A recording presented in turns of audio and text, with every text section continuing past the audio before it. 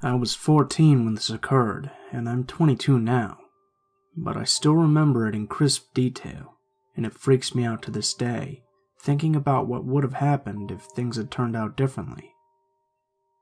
School was out for the summer, and I had convinced my mom to send me to Russia for a couple of months to visit with my grandparents.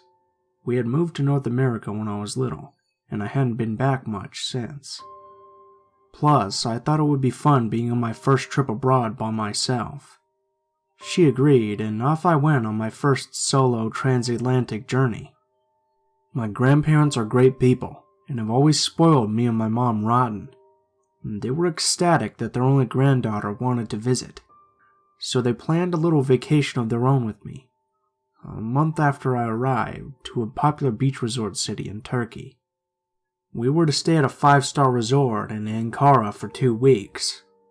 I thought that was spectacular, getting to travel to not one but 2 countries in one summer, and to a fancy and exotic place like Turkey too.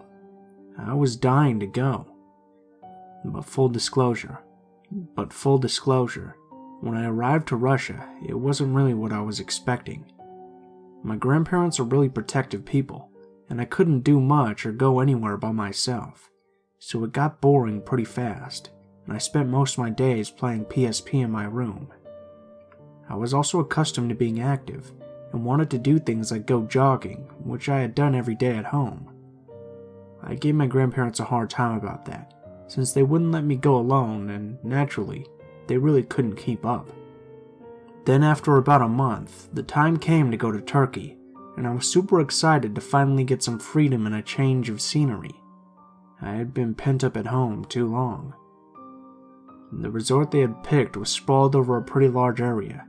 However, it was all very well secured and isolated from the rest of the city. There was also a huge garden on the property, which was ideally suited for jogging. This time, I had my own room separate from my grandparents, so I took the chance to go off by myself and explore the grounds. Most of the time, I would jog in the mornings when it was cooler, with my big old iPod, so I couldn't really hear anything that was going on around me. I figured it was a pretty safe place though, since it was a nice hotel with plenty of tourists. Then I started to notice him. A pretty innocuous seeming gardener, in his late 40s to early 50s, and in a green uniform. I remember he looked kind of like a shriveled old date from too many years in the sun.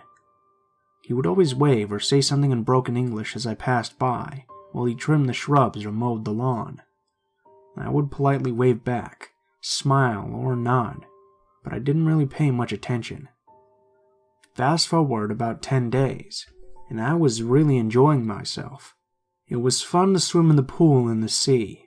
The food was great, and my grandparents had lit up a lot, so I could do more by myself.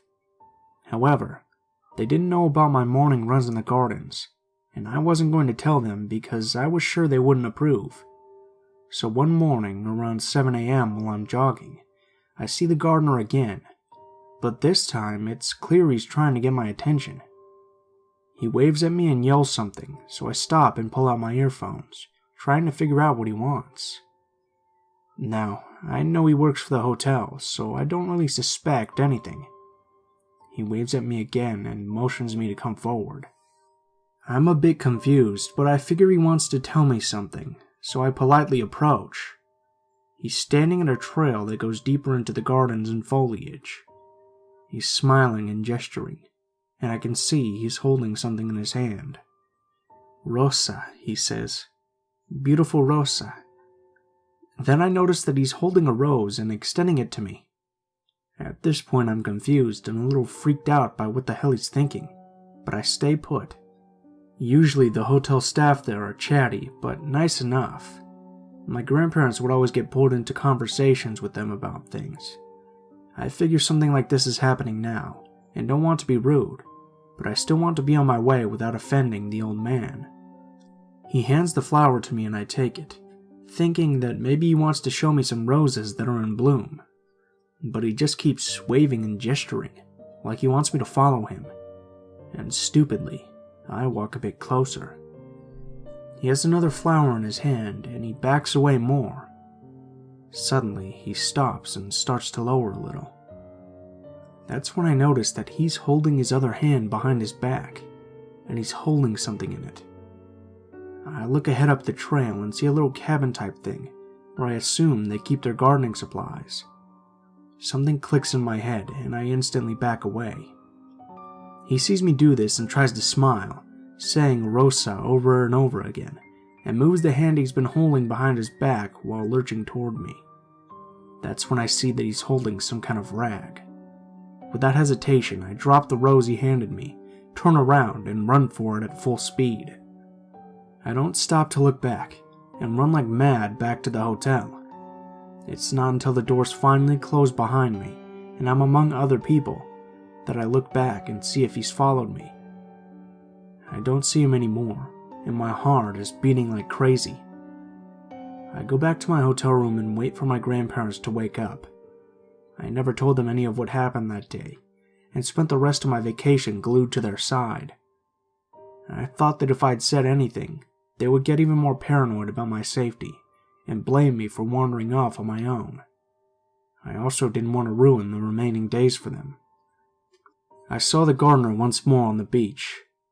I remembered him talking to a security guard. I remember growing very uncomfortable and sinking into my sun chair when I saw him. Then he looked at me, and he smiled. I scowled at him as he mouthed the words he'd said before tauntingly, and smiled again.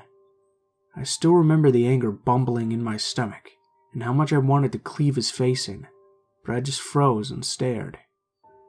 He walked away, and I went back to pretending nothing ever happened. Needless to say, I never went on any more morning jogs, and neither did I want to, until long after the summer had ended, and I'd returned back home.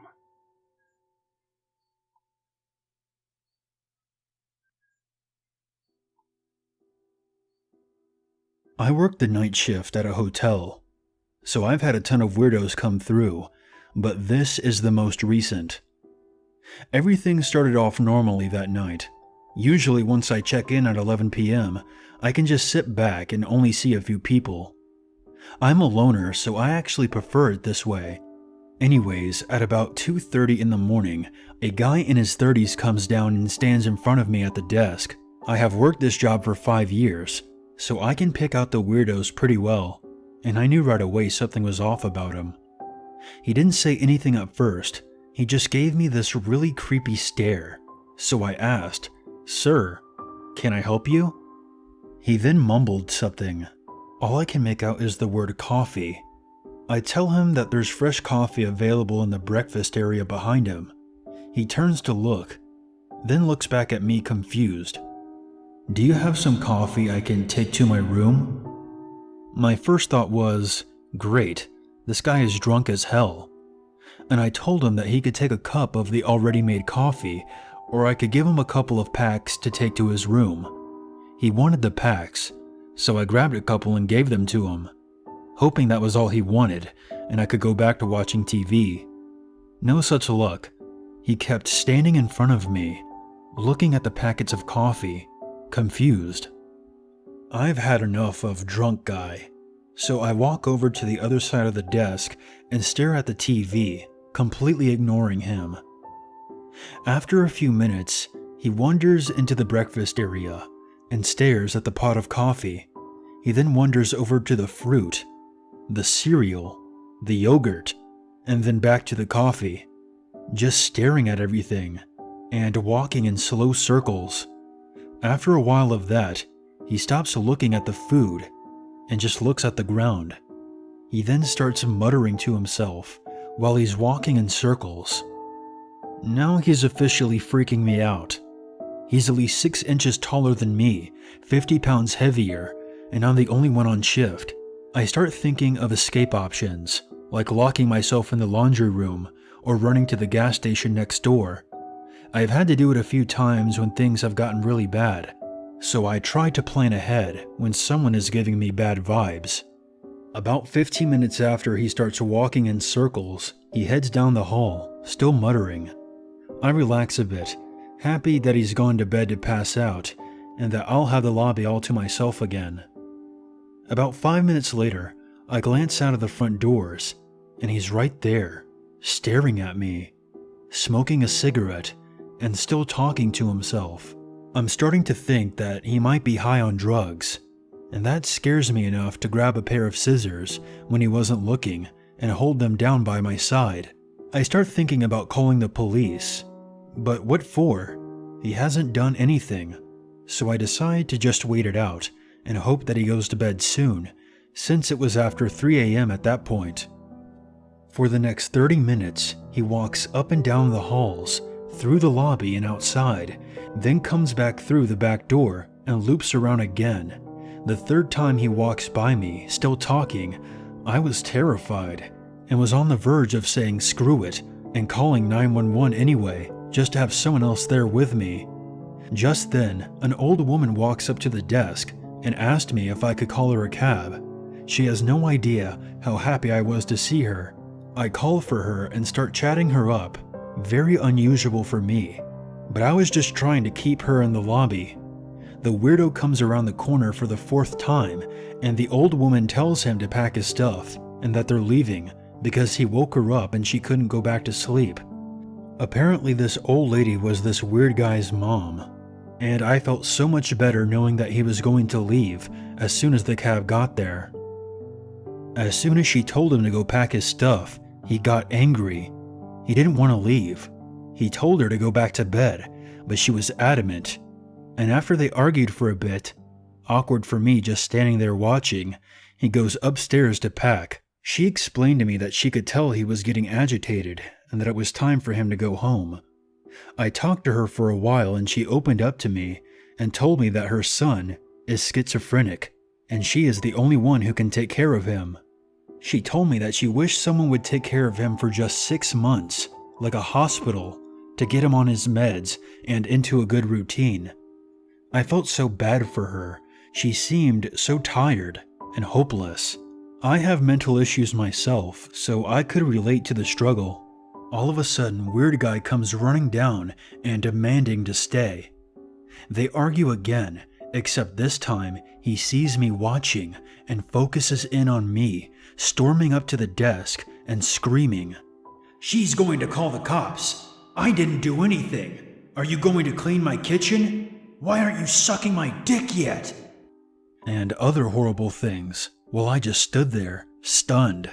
I held up the scissors to defend myself, and his mom screamed, "Stop! Do you even hear what you're saying to her?" He then calmed down just as fast as he had snapped. The cab pulled up, and as much as I felt for his mom, I was happy to see them pull away.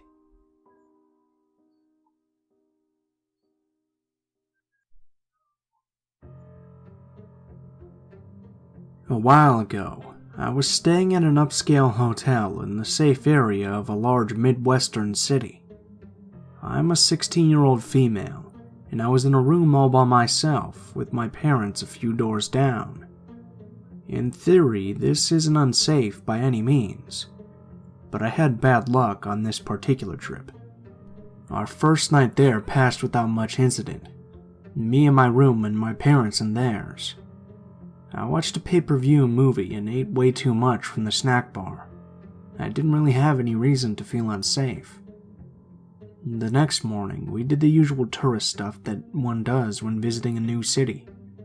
As we ate breakfast in the hotel restaurant, I noticed a man who looked to be in his 60s staring at me for an abnormally long amount of time.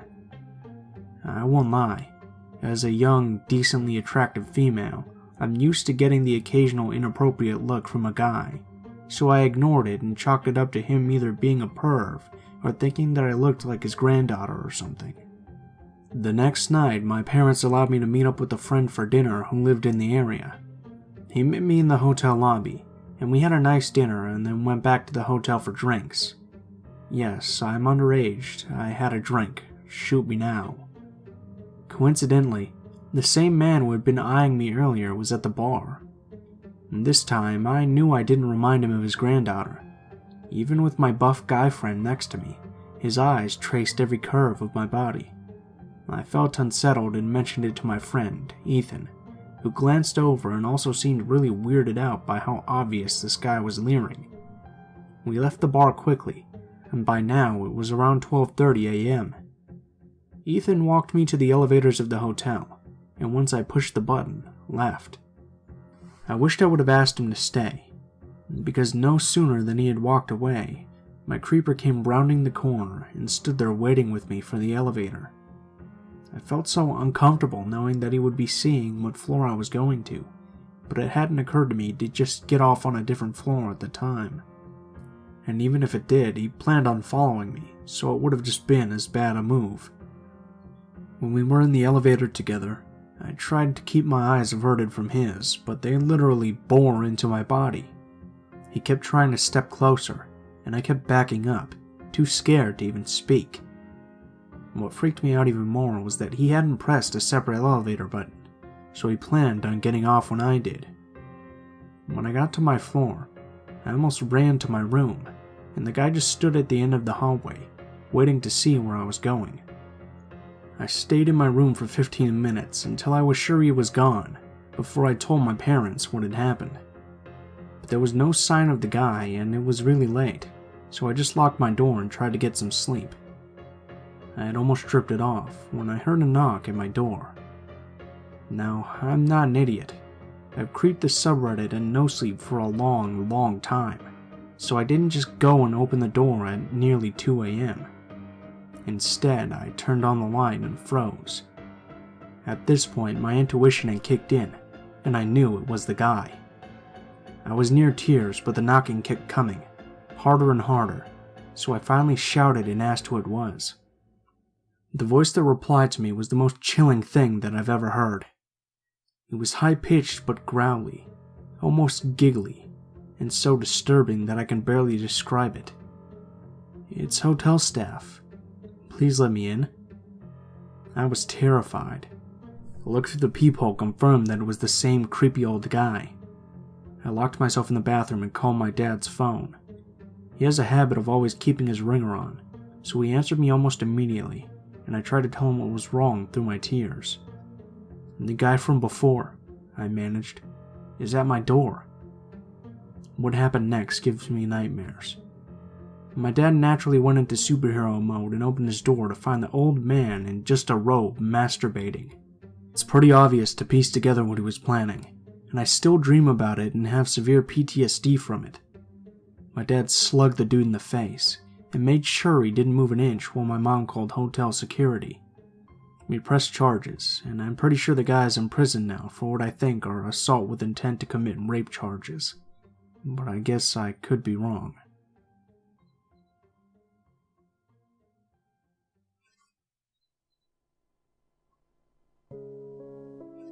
I was working at a Holiday Inn in Omaha, Nebraska, back in my college days.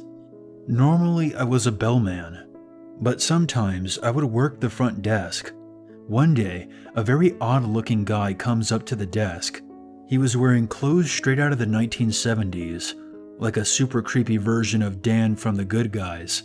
He had on aviators with greasy hair and a massively receding hairline, topped off with a mustache. He had a cane and walked with a pretty severe limp. He asked me where he could get some paramedic patches. He says he was called into town on special assignment to help out with paramedic duties, but they made him provide his own patches. This all seemed pretty damn odd to me, so I told him that I didn't know where he could buy them, and he eventually left. Later, I got a call to a room to check out the hot water. There was a report that the hot water wasn't working, and that it was coming out cold. I went to the room, knocked on the door, and an old lady in a nightgown answered. I introduced myself, but she didn't respond. She just stood there, motionless. Her mouth was open the whole time, the way you would imagine a lobotomized person would look.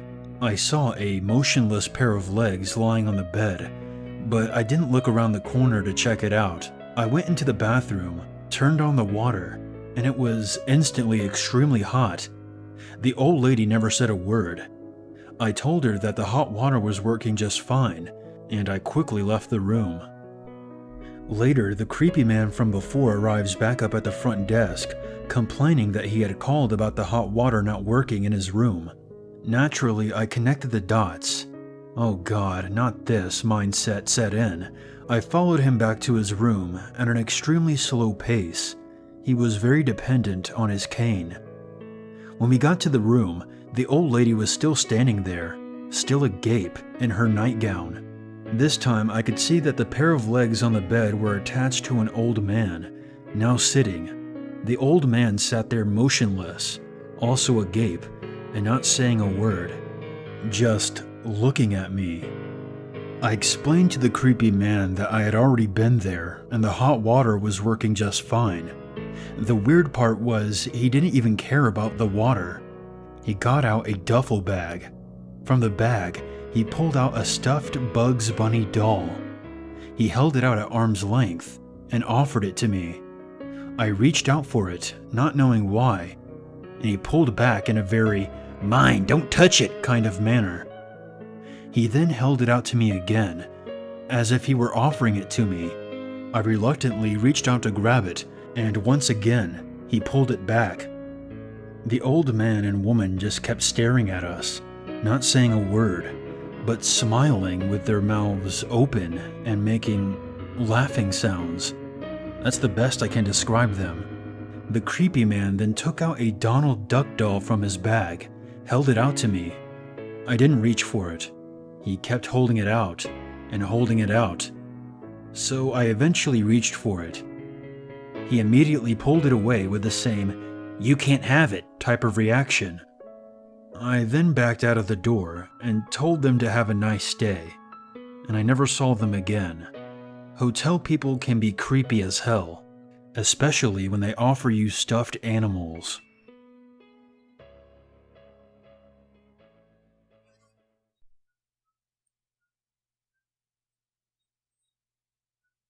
What's up, guys? Blue Spooky here.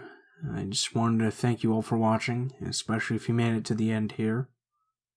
Got a couple of updates for the channel for you this video. We've been growing really fast lately, which is pretty awesome. Getting like 1,000 subscribers a day, already over 40,000, which is 10,000 past my entire summer goal, so that's pretty good.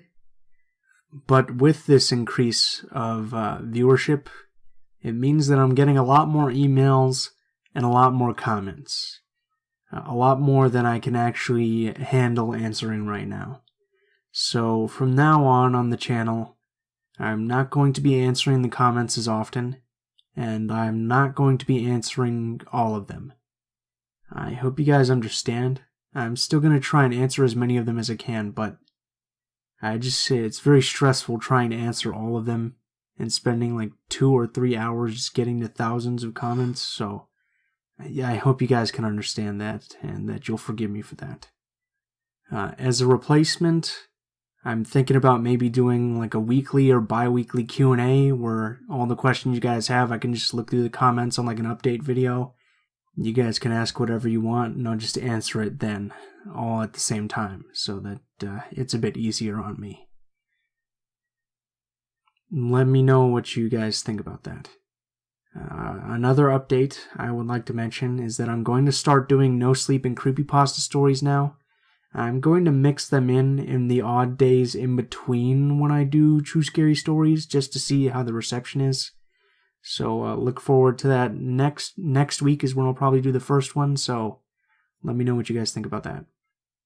I'd like to give a special thanks this episode to my co-narrator, Unit number 522.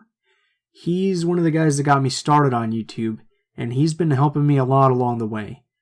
He's a pretty great guy, and he's got some pretty great narrations, so if you like his stuff, I'll leave a link to his channel in the description below, and you can go ahead and check him out, go support him, watch his videos. In addition, in the description, I'll have a link to a collaboration that he posted on his channel with me recently. It's a camping story, so if you guys like those, you should enjoy that. If you have any stories that you'd like me to read or any personal stories that you'd like to send in, a link to my social media will be in the description below. This includes my Gmail, Twitter, and Facebook accounts. If you want to share a story, go ahead and send it to me on any of those. Include in the tagline how you'd like to be credited in the description of the video the story appears in, and also what the story is about, if there's any themes. If you are curious about the music used in this video, the music is always listed in the description in the order in which it appears in the video. So if you guys are curious about the music, just look down there, it's right there. Thank you guys so much for watching. I'm sorry about the bad news about the comments. I hope you guys have a great day.